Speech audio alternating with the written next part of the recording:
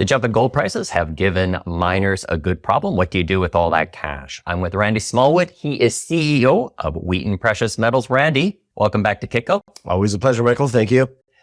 You had a jump in revenues in the quarter. Yeah, no, we had a jump in production, which ultimately, of course, feeds through revenues, yes. And really what it comes down to is strength at Salobo and Constancia. Hudbay, Constancia is doing a great job. We had really good production for the entire year, really good production out of the Constancia operation. But Salobo is our flagship, and the phase 3 expansion is now ramping up, and so we were blessed with Vale satisfying the first stage of that expansion. I think they finished it off in November, so that was running at 32 million tons per annum. So ramping up, the mine originally was only 24 million tons per annum. It's ultimately wrapping up to 36 million tons per annum, and we're expecting that by the end of this year. So no doubt, Salobo outperformance at Salobo was the best quarter that they'd had since way back in 2019, pre-COVID, and much higher grades. And so we do expect continued strength at Salobo, and it was really the key to one of our successes in the fourth quarter. Help me out that again, clarify that for me. So it was really a production story that happened this year that you're looking at rather than what was happening with the metal prices? It was both. Both. Yeah, of course, we got the benefit of both. Exactly, right? Yeah. Rising production along with higher metal prices, definitely both of them are contributors to good, strong revenues. Salobo was, I believe you made 300 million plus payment into that for their production help. And then also, I think you made about 400 million into Platreef, correct? Yeah, the Platreef deal didn't get closed. Well, the overall deal, it was Platreef and a few other deals that we acquired off of Orion. That didn't get closed until this year. So, it was closed in late February. So the only payment, the large payment that we made, of course, was the expansion payment, the $360 million, the first phase of that expansion payment to Vale for that Salobo phase 1.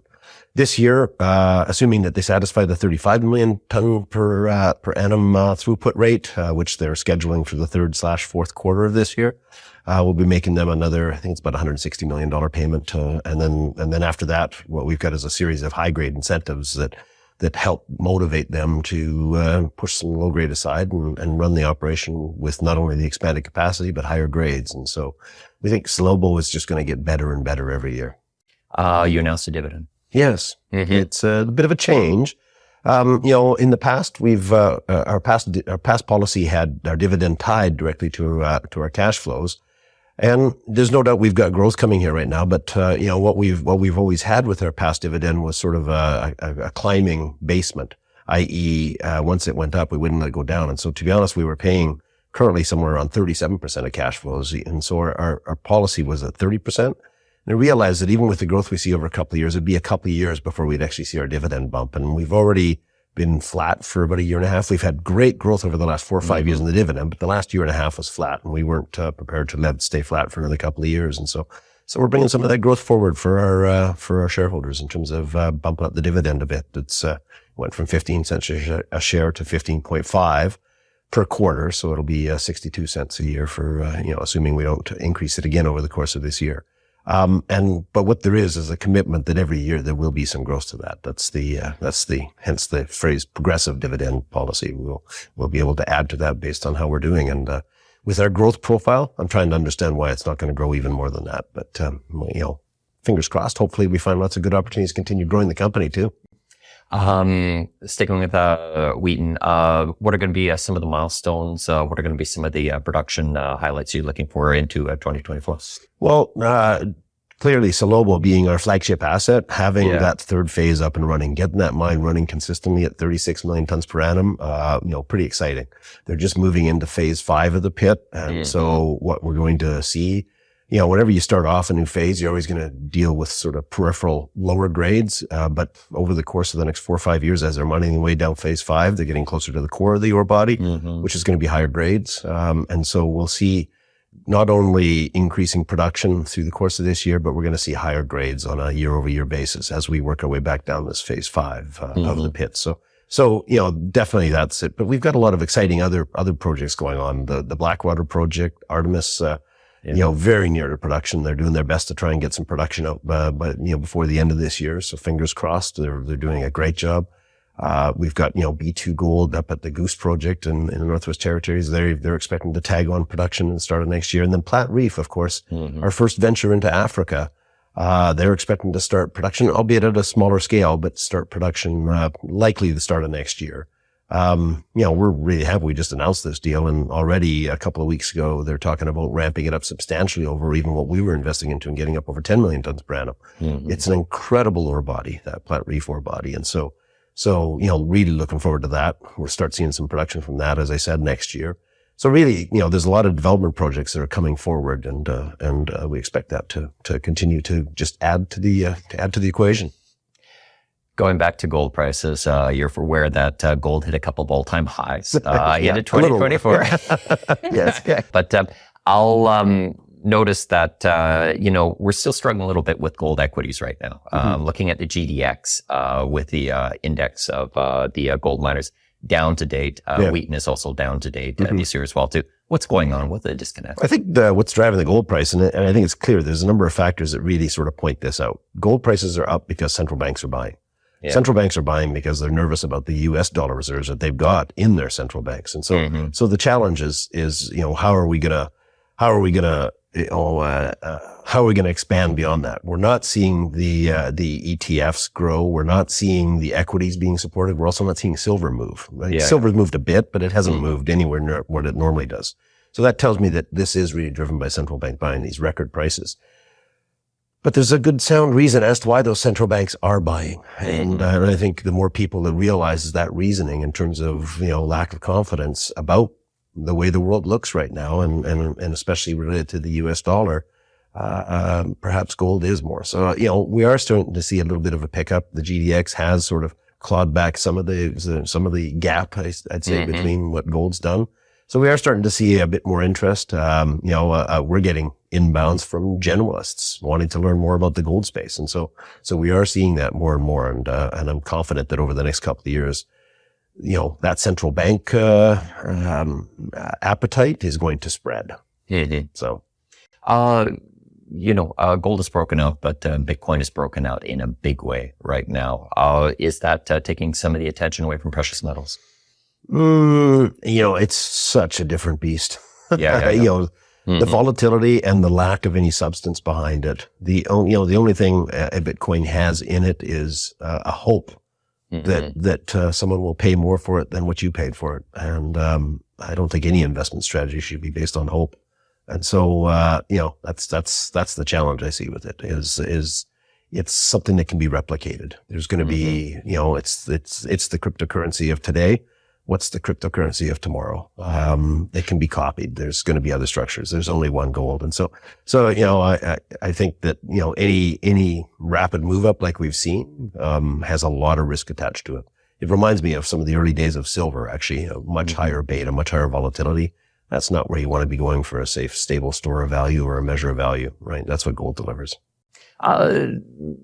Congratulations to gold miners. Gold prices are looking very healthy right now. But let's talk a little bit about base metals. And I think that would be something that, being a royalty and streaming company, you would kind of like to see an incentive price for some of these copper and some of these zinc projects to actually move off the shelf and get developed right now as well too. So, if we get better prices or we get a better incentive price, I assume that's better for wheat. Most definitely. It's not very well recognized that just about the majority of our production comes from copper mines. It's a byproduct from copper mines.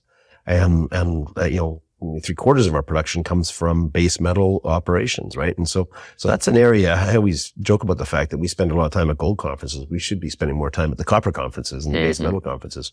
There's no doubt that as we see that appetite growing, we see opportunities to come in and help fund the development of those minerals. The criteria, the quality is an interesting one. And it's one of the reasons that we were comfortable investing into Voisey's Bay in cobalt, is because that's the cleanest, greenest cobalt produced in the world. And especially in the cobalt market, as you understand, a lot of it does come out of the Congo. I'm sure most of that is responsibly sourced, but there's definitely some color behind that. And here we have a mine in Canada that produces, at very high environmental standards and very high social benefits being contributed to all the local stakeholders. As I said, the cleanest, greenest cobalt being produced in the world. And so we're always looking for opportunities like that. And I think as the world matures, provenance has become more and more important. Mm-hmm. And so it's incredibly important for us to make sure that we consider that as we're choosing our investments. Randy, I know you must have your pulse on all of these projects as big and close by, because these are going to be opportunities for Wheaton right now. But I'm interested in the incentive price, and if we're at a place where we can actually see some of these copper projects go into place right now, and what the comfort level is. I mean, we see that there's a real thesis for copper right now, and everybody's talking about energy transition. The EVs are even talking about AI, because you're going to need to run all these electric cables in it as well too. But we just saw copper kind of break through 4, but it's been kind of in a tough place right now. Do you get any feeling that people are dusting off projects? They're getting a little bullish? Or? Yeah, I don't think a lot of them have gathered dust. I think they're kind of advancing them slowly. It's the concern is making the financial commitment to go forward. These base metal projects, it's one of the reasons why Wheaton has such a long reserve and resource base, is that we invest into a lot of base metal projects. Mm-hmm. They're very capital intensive. So the first challenge is you need a good reserve and resource base to justify the investment. Secondly, you have to raise that capital. And whereas most gold projects are $1 billion plus or minus, most base metal projects are $4, $5, $6, $10 billion to build up the large scale base metal projects. So that capital intensity, of course, creates opportunities for us to help fund that.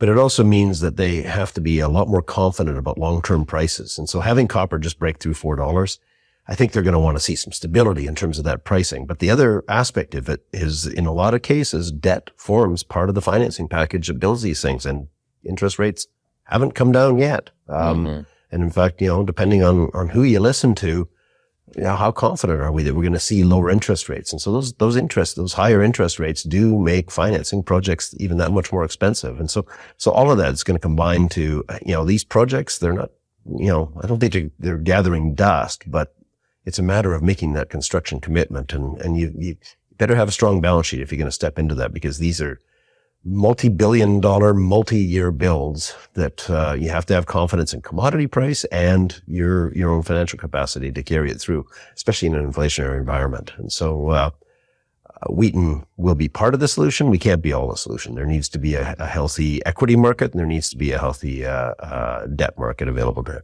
help get these things built. Let's talk about M&A and talk at some of the moves that the seniors made. So Newmont completed its acquisition of Newcrest. They talked about the divestment that they're doing. They're doing a real focus in BC.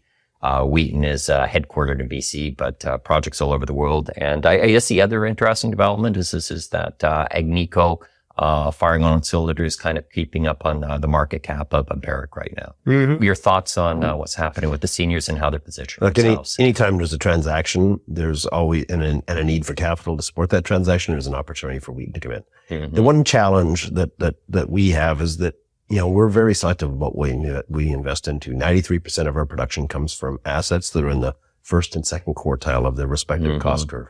So that's to say, if we're getting gold from a copper mine, we want to make sure those copper mines are in the bottom half of the worldwide copper cost curve. The challenge with a lot of these assets that may come up through dispositions and stuff like that is they're typically not very low cost assets. Because if there are high margin assets, then it's, sometimes it's a matter of scale. So there are a few in there that we're interested in, and we're definitely having discussions about some of the opportunities that may come from this. But no promises in terms of that. There are assets in there that really don't fit the Wheaton mold in terms of high margin, long life assets. So that's one of the things that we've built our entire portfolio around, is having that framework. So we'll see. We're definitely talking to some people and some potential candidates in terms of making some acquisitions. And as I said, back to Agnico and Barrick and so on, anytime there's any type of opportunity in the space, there's always an opportunity for our capital, especially in today's market. What most people don't realize is streaming is valued based on the value of the metal, the inherent value of the metal in the ground, not your equity. That's why it's so attractive to anyone. It's much more attractive depending on how companies are trading from an equity perspective than issuing shares. The other big headline that was in the mining space was First Quantum with its Cobre Panama. That was a top 10 copper miner that was discontinued because there was just not political support for it as well. You've had to deal with your own issues in the past in terms of mines that, how would you say, have gone sideways or just haven't been able to get support. So, but I just was wondering, is there any lessons learned on that? Was that just a one-off, or is there any type of trends that you see? I mean, first off, it's a shame that happens, especially after the amount of investment that First Quantum and Franco put into getting that asset up and running. Would have thought that they would have had enough political stability to move that forward. It's not good for the industry as a whole. It's not good. And to have this, no copper in my backyard approach, that's not healthy for society. I know Panama consumes copper. They all use cell phones and drive vehicles down there. So, to argue that they can't produce copper, that's not a healthy, movement anywhere in the world. Panama was a risky jurisdiction. We had an opportunity to do the Cobre-Panama stream originally, and we weren't comfortable with the framework. And so that's why we don't have a stream on Cobre de Panama. We've really focused on multiple aspects in terms of providing comfort and confidence on our assets. I mean, we have multi-level security and asset registration down at the operating level and at the parent level. That's one of the key things that we wanted out of, in any opportunities, in countries like Panama. But we also put real heavy focus on our stakeholder support, our ESG programs, our community support. It's something that we started back when we did the original investment into Salobo down in Valais, and we're really proud of the program that we have in terms of co-funding community programs to strengthen the social license around this. And I know that helps a lot of our partners maintain stronger social license and avoid issues like what we saw in Panama. So it's a multi-pronged approach in terms of trying to avoid being exposed to that. And I would say to date, it's still worked successfully for us. So, we're pretty happy with that. There's always going to be lessons learned as we watch how other companies treat risk, but we are very, very averse to risks. And we try and manage it in terms of how we structure and also how we value the asset. You gave up the chair of World Gold Council last year and handed that off to Neil Froneman at Sibanye-Stillwater. What was you had a really big marketing push, and then that was certainly around the star power of Idris Elba, although there's a lot of other pieces that were happening as well. But I just what was the top message that you wanted to convey? Well, and so I didn't give up. I termed out. In fact, it's a 2-year term, and I wound up had the honor and the privilege of staying on for an extra year. So I did get 3 years, or they had to suffer with me for 3 years, and I'm still very active in it. It's an incredible organization. You got lots of capacity and, to do well. And the one, there's no doubt on the marketing side in terms of presenting gold for what it really delivers to society was something that we really amped up and pushed forward. But the most exciting aspect of the World Gold Council is the Gold 247 initiative, 24 hours a day, 7 days a week. And it's digitalizing how we trade gold, how we own gold. And so we're in the process of working on the institutional side. We're not going to do the retail space. We're hoping that if we can come up with a system that works in the institutional side, it'll spill out into the retail space. And so what we're doing is working with a large group of the biggest bullion banks in the world, the HSBCs, the ICBCs, the UBS, the JP Morgans, the Bank of England's in there. We've got this, we jokingly call it the G20. And we're focused on coming up with a digital token system through the incredible use of blockchain and, fantastic, device where gold doesn't have to move. And it can be, and you can have a token that just gets transferred and moved around, is replicated and backed by physical gold, physical address through blockchain that can link it back. It can be fractional. It can be moved around and traded almost like a currency. And to be honest, the way we own gold really hasn't changed a lot since the ETFs were invented back over 20 years ago. And I think it's time to bring gold ownership into the 20th century or 21st century. I would argue the 20th century. Actually, it's been that long. And so I'm really excited about that progress. We're expecting over the next couple of years to be implementing that, bringing it in. As I said, the whole concept is to get it at the institutional stage first and get it so that you can get these banks comfortable with interbank transactions that are gold backed and gold tokens. And once we come up with a system that works institutionally, there's absolutely no reason why they can't just spill out into the retail space. And it'll just add another high confidence, but very liquid way of owning gold. And so, that's probably, in my eyes, the most exciting thing that's going on at the World Gold Council right now. Lastly, Randy, I just wanted to talk about career highlights, accomplishments at Wheaton. Congratulations. This year is going to be 20 years since you started Wheaton. Looking back, what are you most proud of? What were some of the key accomplishments? I mean, just before you start, I mean, you've built up Wheaton to be, I think, is one of the largest companies in British Columbia, if I'm correct. Depending on yes. Yeah. Mm-hmm. No, it's I mean, it sort of highlights what I've always argued. Vancouver is and British Columbia is a excellent source of creativity. It's an environment that sort of spins that out, and so we see lots of evidence of that.